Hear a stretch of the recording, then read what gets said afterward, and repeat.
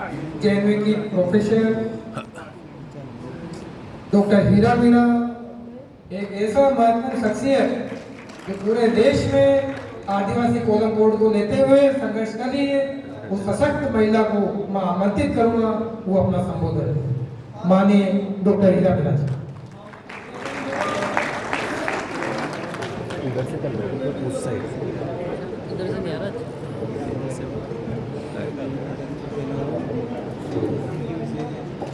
आ रहा है। ये बहुत गौरवशाली पर्व है हमारे लिए और आप लोगों ने हमें आमंत्रित किया।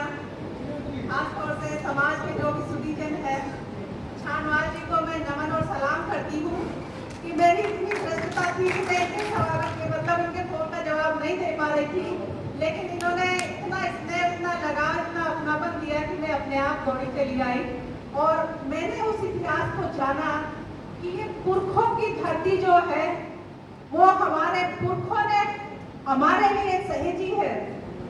हम हमारे जो पुरखे हैं वो किसी खीर से या सेव से या मछली से पैदा नहीं हुए हैं, वो अपने माँ बाप से पैदा हुए हैं, वो यौन संबंधों से पैदा हुए हैं। इसीलिए आदिवासियों का जो पूजा स्थल है वो शिव के रूप में, नर और मादा के रूप में शिवलिंग पाया जाता है। आज जो लिंग की खोज कर रहे हैं ज्ञान व्यापी में, उसका इतिहास आप खोजेंगे तो वो आदिवासियों का इतिहास है। आपको अपने इतिहास से रूबरू होना होगा। अगर पुरखों के आत्मसम्मान, उनके संघर्ष और उनके बलिदानों को आप मानते हैं और उनकी पहचान के आरक्षण का लाभ आप लोग ले रहे हैं, तो मैं आप लोगों से एक निवेदन करती हूँ कि आप अपने समाज की जो पहचान है, उस पहचान के लिए जो मूल नियम है उनको अनुकरण करना सीख जाइए। आप जब शादी ब्याह करने जाते हैं तो क्या चीज सबसे पहले मिलाते हैं किसी परिवार से? क्यों मिलाते हैं? वो किसी देवता से मिलाते हैं क्या? तो फिर ये देवता बीच में कैसे आ गए? जिनके 4 हाथ है या 6 हाथ है या 10 हाथ है या 12 हाथ है, आपके माँ बाप के कभी हुए हैं? कभी किसी पुरखा के हुए हैं आप लोगों के? आदिवासी पुरखाओं के 2 ही हाथ पैर है जो हमारे हैं, बाकी जिनके भी 2 से ज्यादा है वो काल्पनिक है, मरगढ़ंत है और वो पूरी मानवता को गुमराह करने के लिए है और पूरे देश में पूरी मानवता को लहूलुहान कर रहे हैं। वो धर्म के नाम पे, जाति के नाम पे, भाषा के नाम पे, भावनाओं के नाम पे, राम के नाम पे, हनुमान के नाम पे, अभी आपने जयंतियों पे भी वो कोहराम देखा है ना? उसी राष्ट्रभक्ति और देशभक्ति का परिणाम पूरा देश भुगत रहा है। अभी ये रेलों को कौन चला रहा है? कौन चला रहा है? वो ही आरएसएस के हजारों संगठन जला रहे हैं जो अब तक सदियों से पूरे देश को जलाते आए हैं। जिन्होंने सिंधु घाटी सभ्यता को जलाया वही लोग हैं आज भी पूरे देश को तबाह कर रहे हैं, जो पूरे देश को बेच चुके हैं। आज हम हमारे पुरखाओं की जो अस्मिता है, जो उनकी पहचान है, उन्होंने जो संघर्ष किए थे, उन्होंने सदियों से संघर्ष किए थे, तब जाके वो पहचान बनाई कि इस शहर का नाम बूंदा मीना के नाम पे स्थापित हो पाया। क्या आपकी हमारी कोई ऐसी पहचान है कि हम कुछ स्थापित कर पाएंगे? वो पुरखा पढ़े लिखे नहीं थे, वो किसी यूनिवर्सिटियों में नहीं गए थे, लेकिन मैं यूनिवर्सिटी वालों पर, प्रोफेसरों पर, इतिहासकारों पर प्रश्न चिन्ह लगाती हूँ कि वो पढ़े लिखे होकर अपनी समाज की कौन कौन सी चीजों को बचाए आज तक। जवाब दीजिए। भाषा पे किसने काम किया? मेरी भाषा पे। इतिहास पे किसने किया? पुरखों की जो परंपरा है उसको किसने बचाया? तो कौन लेगा ये जिम्मेदारी? इन चीजों को मैंने अपने जीवन के अनुभवों से सीखा है। मैं पहले दिल्ली विश्वविद्यालय में 5 साल पढ़ाई हूँ और मेरा परिचय वहीं से दिया जाता है। मैं जेएनयू से नहीं हूँ, मैं बीच की हूँ और मैं समाज की बेटी या एक धरती पुत्री समझिए, इस आबो हवा में घुल चुकी हूँ। मेरी सांसें इस संस्कृति में है। मेरे चाहे अभी कुछ हो जाए या बाद में कुछ हो जाए, मुझे कोई परवाह नहीं है, क्योंकि मैंने जो जीवन जिया है वो पूरी ईमानदारी के साथ जिया है, चाहे वो अपने परिवार के साथ हो या समाज के साथ हो या राष्ट्रीय स्तर के आदिवासियों के साथ मैंने बुलंद आवाज में सबके लिए एक आवाज में आवाज रखी है। और उसी का उदाहरण था कि 13 मार्च को जयपुर में ट्राइबल कोलम कोड के लिए प्रोग्राम में देश भर के आदिवासी आए, देश भर के आदिवासी आए।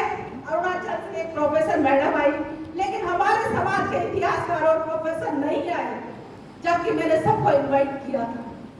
तो अब आप सोच लीजिए कि आपके अस्तित्व को कौन बचाने आएगा। ये बहुत बड़ा प्रश्न चिन्ह है। कौन बचाने आएगा?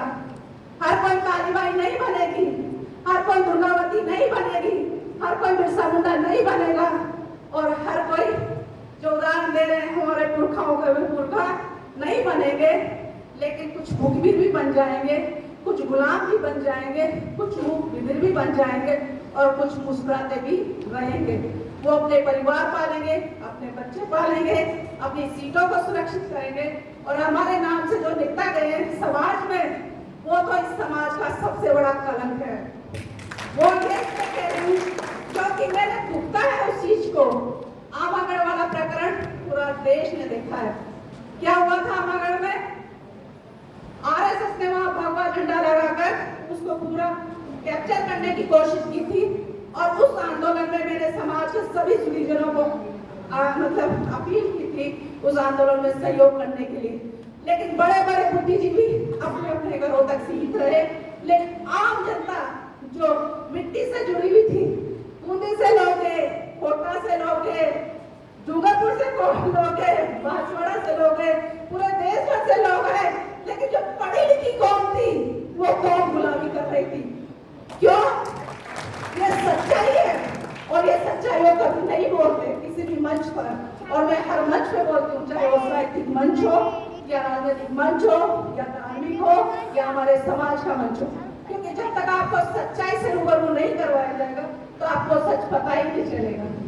कोरोना के लिए कहा गया था कि कोरोना संक्रामक बीमारी है, तो मैं कहती हूँ ये जो धर्म है, ये जो भावनाएं हैं, ये जो मीनेश है, ये जो 4 हाथ पैर या 10 हाथ पैर वाले लोग हैं या जितनी मुंडियों वाले लोग हैं, वो आपके समाज की और बर्बादी की बहुत बड़ी संक्रामक बीमारियां हैं, वो जो आज से ही नहीं सदियों से समाज को बर्बाद करती आ रही है।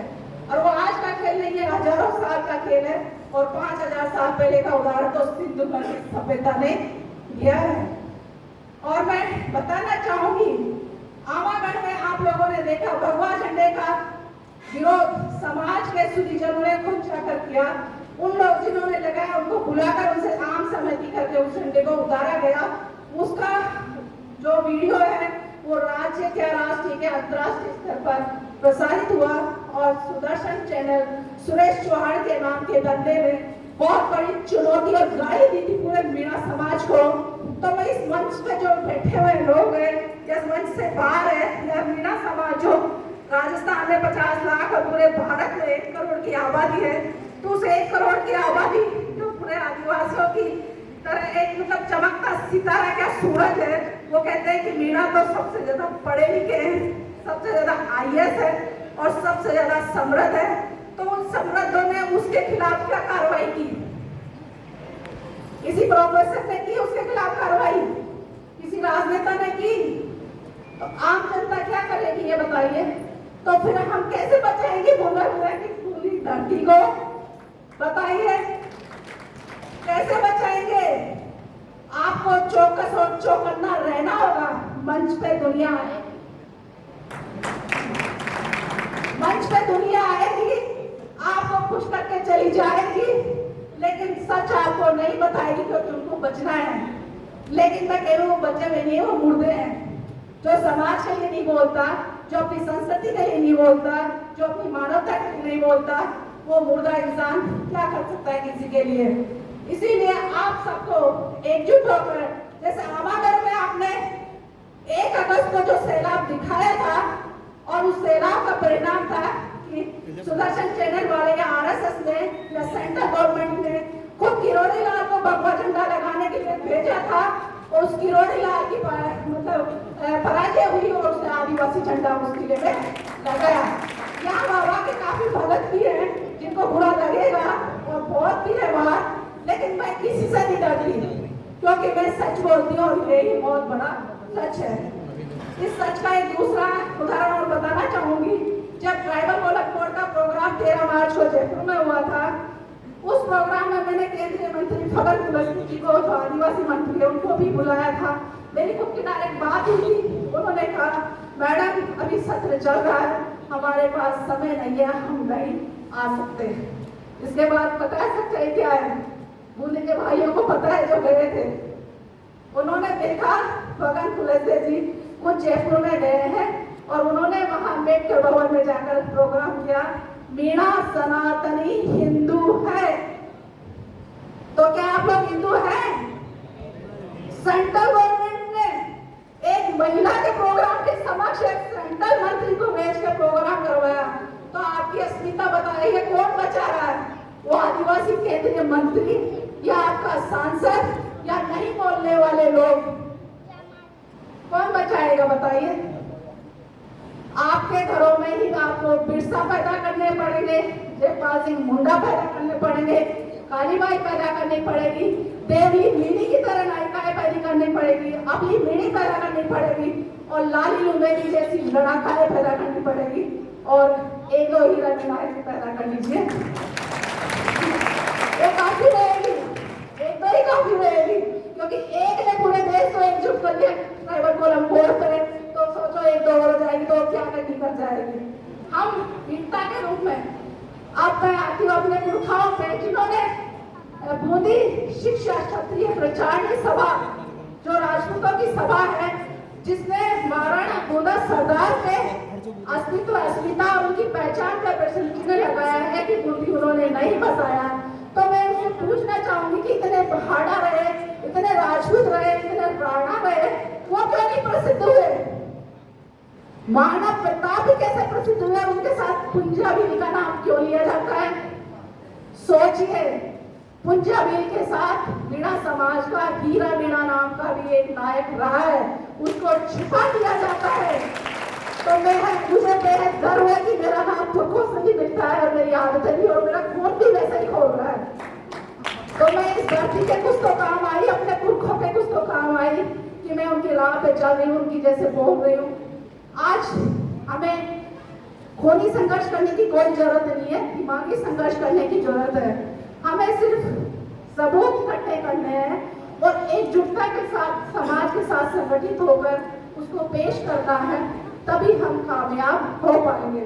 और उसके लिए पूरे देश भर में जो मुहिम चल रही है देश को हिंदू राष्ट्र बनाने की, उस मुहिम का ये एक बड़ा हिस्सा है कि मुंडा के पैनोरमा को, मतलब नहीं, मैंने खड़े कर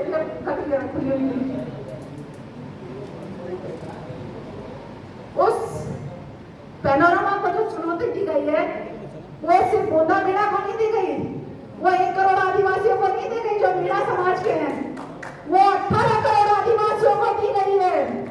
क्योंकि मीणा सबसे सशक्त है, सबसे पढ़े लिखे हैं, सबसे ज्यादा प्रोफेसर है, सबसे ज्यादा IAS है। अगर उन्हीं को डिफीट दे दिया गया तो बाकी आदिवासी क्या करेंगे? क्या करेंगे बाकी आदिवासी? वो वैसे ही खेले मार जाएंगे।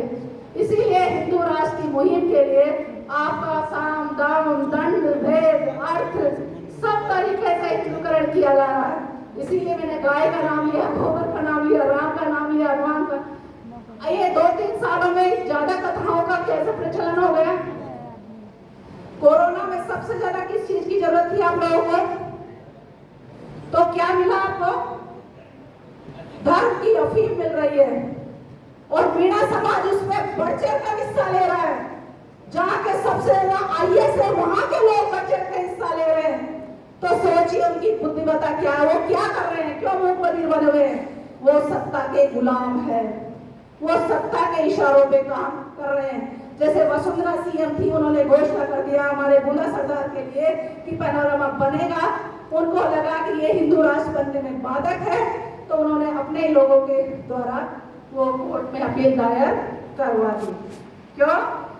क्योंकि आदिवासी वो कौम है जो इस धरती की मूल संतान है, मूल वारिसों के वंशज है और वो इस धरती के मालिक होने का दावा नहीं, वो मालिक ही है। और यह आदिवासियत से सिद्ध होता है क्योंकि इस देश की जो 70% भूमि है वो हम आदिवासियों की है। इसीलिए हमारे पुरखों के किले हैं, महल हैं, बावड़ियां हैं और परकोटे हैं, बहुत सारी मतलब सराय बना रखी है उन्होंने, बहुत सारे ऐतिहासिक स्थल है, बहुत सारे तालाब है, बावड़ियां हैं। कभी पंडित पुजारियों ने बनाई है कोई बावड़ियां, तालाब, सराय हैं? आप जिन देवी देवताओं के लिए करोड़ों अरबों रुपए दे रहे हैं चंदे के लिए, आपके पुरखों ने कभी किसी चंदे से बनाए गए हैं महल, किले, तालाब में बावड़ियां? सोचिए उस समय 1000 साल या 1500 साल, 2000 साल पहले के पुरखाओं ने कितना संघर्ष, कितनी मेहनत की होगी जब जाके ये महल, किले, बावड़ियां और तालाब बनाई है। और आप क्या कर रहे हैं? सुबह जाके घंटे बजा रहे हैं, दिन में प्रवचन कर रहे हैं और शाम को दारू के ठेकों पे जाकर बोतलें निकाल रहे हैं। ये कर रहा है हमारा समाज। और जो युवा पीढ़ी है उसके लिए बहुत बड़ा खतरा है, क्योंकि बेरोजगारी तो आ चुकी है, उसके साथ अफीम, गांजा, चरस पूरे देश में सप्लाई हो गया, खासतौर से आदिवासी एरियो में, क्योंकि आदिवासियों के बच्चों का इस्तेमाल सब जगह किया जा रहा है ना। तो आप लोगों को जागृत करना होगा, चौकस होना पड़ेगा और अपनी आंख का नाक खुद खोल के रखना होगा, क्योंकि कोई मुकाबला करने आएगा तो आपको खुद को करना होगा। कोई ऊपर से काल्पनिक शक्ति नहीं आएगी आपको बचाने, आपको अपने आप बचना होगा और अपने पुरखाओं के इतिहास के साथ अपनी जो भाषा, हर आदिवासी समाज की भाषा होती है, तभी उनकी ओरिजिनल पहचान उससे कायम होती है। तो मीणा समाज की मीणी भाषा है जो हमारे पुरखे बोलते हैं, जो हमारी माताएं बहनें, जो दादी नानी है, जो गीत गाती है, जो परंपरा, शादी ब्याह, जन्म मरण में वो जो परंपराओं का पालन करती है, धराड़ी जो पूजती है, कुल गोत्र की जो पूजा होती है, कुल देवी देवताओं की जो पूजा होती है, वो हम उन्हीं के खून के वंशज है।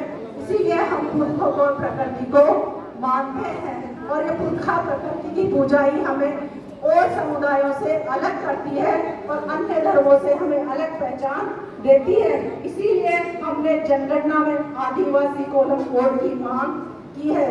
जितेंद्र भाई ने आपको बहुत विस्तार से, विस्तृत रूप से बताया कि वो किस तरीके से हिंदूकरण आपका शुरुआत विदेश से किए थे। अब आपके समाज में अभी उकेरी में, अलवर में जो आपने देखा था अगस्त में जो नाटक हुआ था, फौजी मुछोला फौजी, याद आया जिसको विधानसभा में डुक मारी थी बाबा ने, याद आया? उसको राजस्थान आदिवासी सेवा संघ का अध्यक्ष भी मीना हाईकोर्ट से घोषित किया था कि ये तो असली है और वो नकली है। तो वो जो असली उन्होंने बताया था, उस असली ने उस बंदे की मूर्ति स्थापित की जिसने अपनी मां की हत्या की थी। तो आने वाले दिनों में आपके घरों में ऐसे ही नायक पैदा होंगे, क्योंकि जिसकी आप आराधना करेंगे तो उसकी भक्ति के लिए वैसा आचरण आप लाएंगे भी। तो आप अपने पुरखाओं को मानिए, क्योंकि आपके अपने पुरखाओं ने इस जल जंगल जमीन के साथ पूरी मानव मूल्यों को बचाया और धर्म और जाति के संप्रदायों को उन्होंने पनाह दी है, क्योंकि आदिवासी वो मूल मालिक है। बाकी और जो जातियां हैं, हिंदू, मुस्लिम, सिख, ईसाई, जैन, बौद्ध, ये सब बाहर से आने वाली है। बहुत तो क्या चलो आदिवासियों से निकला, लेकिन बाकी सब विदेशी है, आक्रमणकारी है। और ये जो आर्य हैं, ये आर्य अपने आप को राम भक्त बताकर मुंह में राम, बगल में छुरी, ये सरेआम आप लोग देख रहे हैं। कितना हत्याकांड हुआ, चाहे वो दलित हो, चाहे आदिवासी हो, लेकिन किसी ब्राह्मण और राजपूत के साथ हुआ ऐसा क्यों नहीं हुआ? सोचिए, चाहे वो नहीं मानता हो उनको, लेकिन उसके साथ क्यों नहीं हुआ? आप मूछ रख लेंगे, आप पहनावा रख लेंगे, आप अपने मतलब खान पान को वैसा रख लेंगे तो आप पर आक्रमण हो जाएंगे, आपकी हत्या कर दी जाएगी, लेकिन उनके खिलाफ कोई कार्रवाई नहीं होगी। ये डर और भय आप में पैदा किया जा रहा है ताकि आप सच्चाई से मुंह मोड़ ले और हमेशा घंटा बजाए। और जैसे वो एक साइकोलॉजी बन जाती है, जैसे कोई कुत्ता बिल्ली गाय हो, घंटी बजते ही वो अंदर आ जाती है खाना खाने के लिए, तो सुबह सुबह जो घंटियां बजाई जाती है, इसीलिए आप सीधे कहाँ पहुंच जाते हो? जब भी घंटी बजती है तो सीधे आप कहीं भी कुछ भी कर रहे हो, सीधे गर्दन घुमा लेते हो। क्यों? वो आपको कैप्चर किया जा रहा है, आपके दिमाग में ताले जड़े जा रहे हैं, जबकि आपके पुरखों ने ऐसा नहीं किया था। और जिस भी भाई ने वो जो मानव धर्म शास्त्र की किताब दी है, मैं कहना चाहूंगी कम से कम आदिवासी जो प्रोग्राम होते हैं उनमें तो ऐसी किताबें बिल्कुल भी ना दे, क्योंकि वो आदिवासियत कहीं स्थापित नहीं करती है। वो आदिवासियों की या किसी भी मतलब कि कोई भी हितैषी नहीं है, बल्कि ये गुलामी के ही दूसरे हथियार है। आपको ये के प्रकार आपको मानसिक गुलाम बनाया जा रहा है। इसलिए आप अपने पुरखाओं के इतिहास को संरक्षित कीजिए, क्योंकि वो इतिहास तो हम देख रहे हैं और आज ही सुबह से हमने देखा, हमारा सौभाग्य है। और मैं एक और बताना चाहूंगी, ये मेरा ननिहाल भी है। मैं गर्व से कहती हूँ ये मेरा ननिहाल है और ये इतिहास को पढ़ने से मुझे पता पड़ा राव बूंदा सरदार के जो वंशज रहे हैं, उन्होंने आनंद सिंह के जो पितामह थे श्रीधर चांदन, उनके साथ अपनी राजकुमारी का विवाह किया था। तो वो मेरी नानी की नानी की नानी की नानी की कुछ ना कुछ तो रही होगी, उसका खून मेरी रगों में है, उसका दूध है। इसीलिए मैं बार बार इस धरती में आप भी मुझे पुकारते हैं और मैं इस धरती में चली जाती हूँ और ये मेरे पुरखों की धरती है। तो मैं पता नहीं मेरा रोम में से पुलकित हो रहा है कि मैं शायद उन पुरखों से साथ एकाकार हो चुकी हूँ। इसीलिए मैं इस धरती पे आ रही हूँ और आप लोगों के साथ मिलकर अपने पुरखाओं की स्थापना के साथ हम अपनी वर्तमान की और आने वाली पीढ़ियों की जो पहचान है उसको भी स्थापित करने में हम कामयाब जरूर होंगे, क्योंकि हम खुद संघर्ष करेंगे तभी हमें आगे सफलता मिलेगी। ट्राइबल कोलम कोड पर जो प्रोग्राम हुए, जब से मैं कम 10 प्रोग्राम हो चुके हैं और उनमें सब में मैंने सहभागिता निभाई। दिल्ली में जंतर मंतर पर काफी धरना प्रदर्शन हुए, उन सब में तो सब आदिवासियों ने मीणाओं को आदिवासी स्वीकार किया है। इससे पहले वो आदिवासी भी नहीं बोल रहे थे। और जो भील भाई है वो भी अब एक्सेप्ट करने लगे हैं। जो भील भाई मीणाओं के कट्टर थे, उन चारों भीलों भाइयों को मैंने मीणा समाज के मंच पर बुलाकर सबको जोड़ने का प्रयास किया है, जिसमें पवन लाल परमार जो आदिवासियों का श्रेय कहलाता है उसको मैंने बुलाया। राजकुमार रोड एमएलए है, राम प्रसाद डिटोजी, कांतिबाई भी, उन चारों के साथ और भी लोग आए थे जिनके नाम मैं नहीं जान पा रही, लेकिन उन चारों को मीणा समाज के मंच पे बुलाकर पूरे देश भर के आदिवासियों के साथ ट्राइबल कोलम कोड पर राष्ट्रीय सेमिनार करके पूरे हिंदुस्तान को दिखा दिया है। तो अब आप सब साथ मिलकर आगे क्या क्या प्लानिंग करेंगे अपनी पहचान को स्थापित करने के लिए, क्योंकि पैनोरामा स्थापित करने से हमारी पहचान क्षण की स्थापित होगी, लेकिन ट्राइबल कोलम कोड से वो पीढ़ियां हमेशा के लिए स्थायी हो जाएगी। जैसे हम सिंधु घाटी सभ्यता का उदाहरण देते हैं, उससे भी अगर हम पीछे जाएं तो आप अलवर के ददीसर में जाइए, वहाँ की पहाड़ियों पे जो शैल चित्र बने हुए हैं वैसे के वैसे ही बस्तर में बने हुए, वैसे के वैसे ही बेटों में बने हुए हैं। तो जो गोड़ भाई आए और समाज के भाई आए, प्रकाश सधामेश्वर आए थे, एक राहुल कन्नागे हैं जिनका अलाई प्रिंट नाम से चैनल भी चलता है, वो आदिवासी मुद्दों पे बहुत वीडियो बना चुके हैं, ऐतिहासिक सांस्कृतिक जानकारी के। उन्होंने वहां जाकर रिसर्च किया, वीडियोग्राफी की और तथ्यों के साथ बताया कि मैडम आपके पुरखों की 1000-2000 साल नहीं, 40 और 50,000 साल पुराने अवशेष अलवर के ददीसर में आज भी मौजूद है। उन्हें बचाइए, जब जाके आदिवासियत बचेगी, नहीं तो ये भगवे जाके उनको खत्म कर देंगे। और वो बिल्कुल वैसे ही है जैसे बस्तर के गोंड आदिवासियों के। तो सोचिए हमारे पुरखे कितने, हम सिंधु घाटी सभ्यता का उदाहरण देते हैं 5000 साल पुराना, तो 40-50 हजार साल पुराने तो ये अरावली पर्वतमाला में हमारे पुरखों के शैल चित्र है। और ये अरावली पर्वत श्रृंखला जो है वो संसार की सबसे पुरानी पर्वत श्रृंखला है। तो सोचो आपके पूर्वज सबसे पुराने पूर्वज है, भील, मीणा और गोंड, उरांव, संथाल, असुर, बहुत सारे जो आदिवासी है ये प्रोटो द्रविडियन आदिवासी है और इन्हीं का ये देश है। इसीलिए इस भारत भूमि में संविधान में हमें अनुच्छेद 5 और 6 विशेष रूप से दिया गया है। आदिवासियों को जो विशेष हक अधिकार दिए गए वो पुरखों की धरती और पुरखों की संपदा लेकर ही दिए गए। और आज भी आप देखते हैं जितने भी खदान संस्थान बनते हैं, जितने भी औद्योगिक कारखाने बन रहे हैं, जितने भी प्रोजेक्ट बन रहे हैं वो आदिवासी एरियो में ही बन रहे हैं। तो खजाना कहाँ है? कौन है इस देश का मालिक? आदिवासी। लेकिन हमें अपनी पहचान को स्थायी करना होगा। और ये देश में जो भगवा अजगर है या आरएसएस के हजारों संगठन है, चाहे शक्तिवाणी हो, दुर्गा वाहिनी हो या कर्मी सेना हो, हनुमान सेना हो या गोभक्त हो, आप में से भी बहुत सारे लोग होंगे, आप लोग अगर गुमराह होकर चले गए हैं, लेकिन सच का जब आपको पता चल गया, पता चलता है जैसे किसी बीमारी का कि एड्स यौन संबंधों में, गलत यौन संबंधों से या कटने से या गलत खून लेने से हो जाता है। तो जब आपको बीमारी का पता पड़ गया कि ये लोग हमारे समाज की अस्मिता को खत्म कर रहे हैं, तो आप उन संगठनों से हट जाइए और अपने समाज, अपनी संस्कृति, अपनी भाषा और अपने इतिहास को सहेजने के लिए एकताबद्ध हो जाइए और अपने हक अधिकार के लिए खुद लड़ना शुरू कर दीजिए, जैसे आवागढ़ में किया था। आवागढ़ में जब किया था तो पिछले साल 9 अगस्त 2021 को विश्व आदिवासी दिवस समाज के हितैषियों ने आवागढ़ में मनाया था। तो 9 अगस्त 2022 को अब बूंदा किला की धरती पे, बूंदा सरदार की धरती पे वो दिवस उसी शान शौकत के साथ मनाकर हमें पैनोरमा की स्थापना सरकार से करवानी होगी और यही हमारी विजय होगी। पहली विजय 2021 में मिली, ये 2022 में। और मैं तो कहूंगी कि हर आदिवासी दिवस पे, हर ऐतिहासिक स्तर पर ऐसा ही अभियान चलाया जाना चाहिए, तभी हमारी पहचान स्थापित हो पाएगी।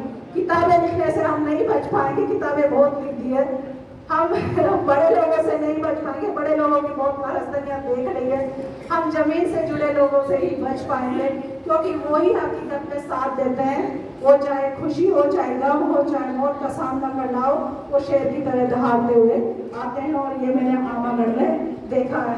आप चाहे मतलब किताबी ज्ञान से लेस हो, लेकिन आप में वो ईमानदारी है, वो निष्ठता है, समाज के प्रति जो समर्पण है, यही मानव मूल्य है जो हम सबको एक दूसरे से जुड़े हुए हैं। इतिहास में बहुत सारे तथ्य हैं, बहुत सारे प्रमाण हैं, बहुत सारी चीजें हैं। जैसे सुबह हमने देखा जैत सागर जो तालाब बना हुआ, सुबह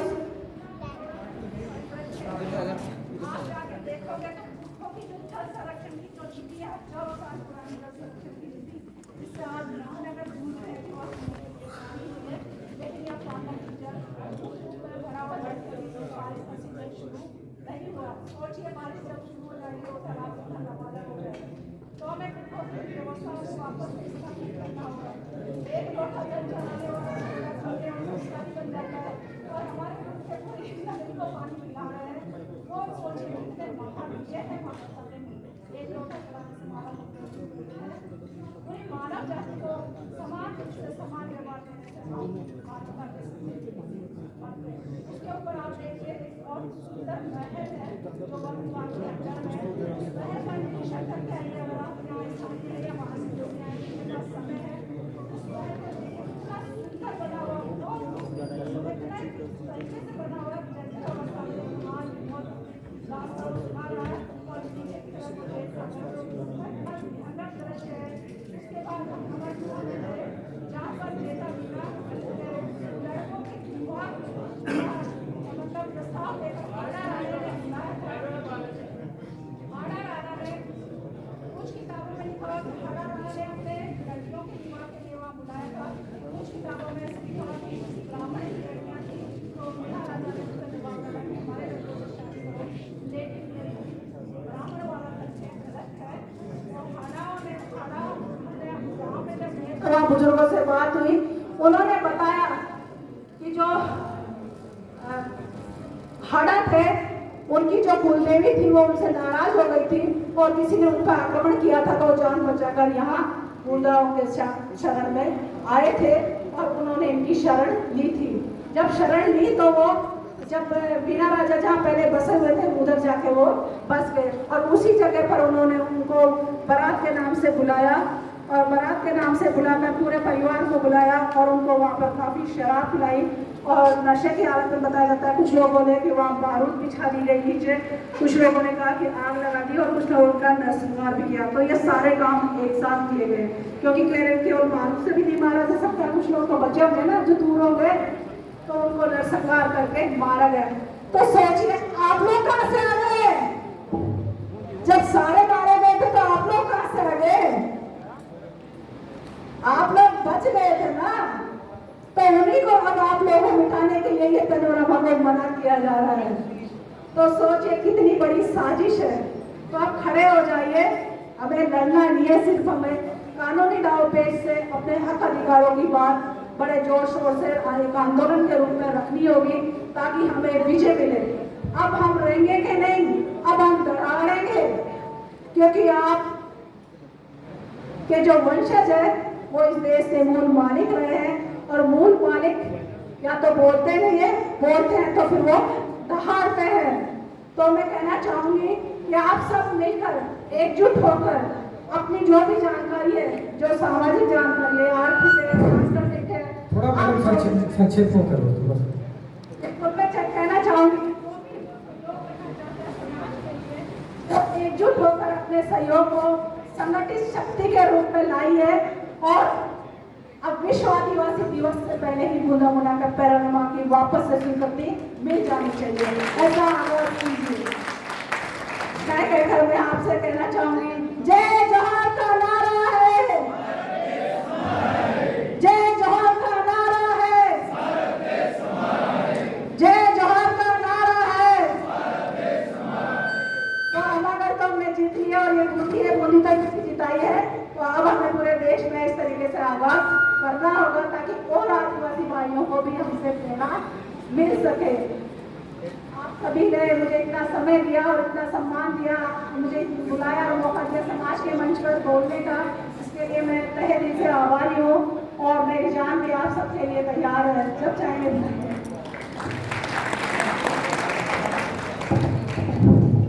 सम्मानीय डॉक्टर हीरा मीना जी ने काफी विस्तार से आदिवासी संस्कृति और उसके बारे में व्याख्यान दिया। हृदय की गहन प्रेरणाओं से आपका हार्दिक आभार, अभिनंदन। अब मैं आह्वान करता हूँ